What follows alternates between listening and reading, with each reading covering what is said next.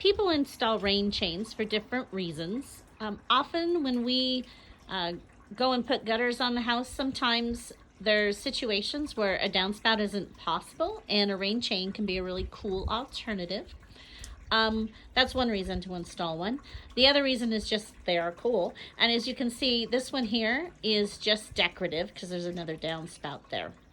When you're installing a rain chain, there's a couple things to consider.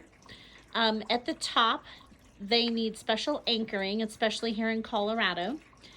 You want the rain chain in Colorado, you want a really, really strong and sturdy one. There are some rain chains that we recommend that you actually take down in the wintertime because they just can't handle the ice load.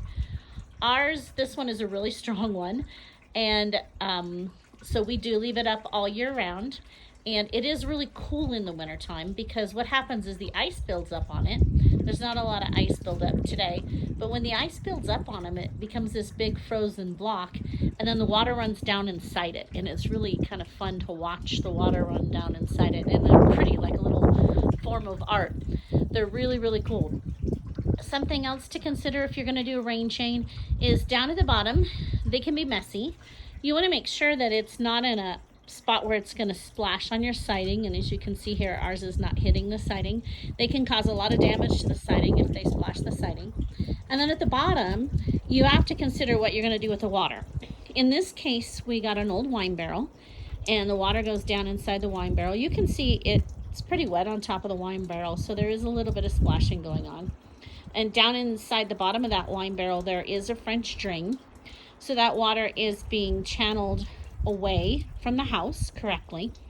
We've seen people do rain collection barrels and collect the water. We've seen a lot of different things that you can do at the bottom.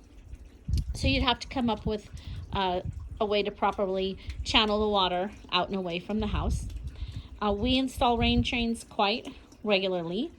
We don't supply them, but if you are interested in one, we can install one for you, and our crew puts a special anchor at the top up there to hold the rain chain and make sure that if it gets full of ice that it can hold it, so everything up there at the top doesn't come apart.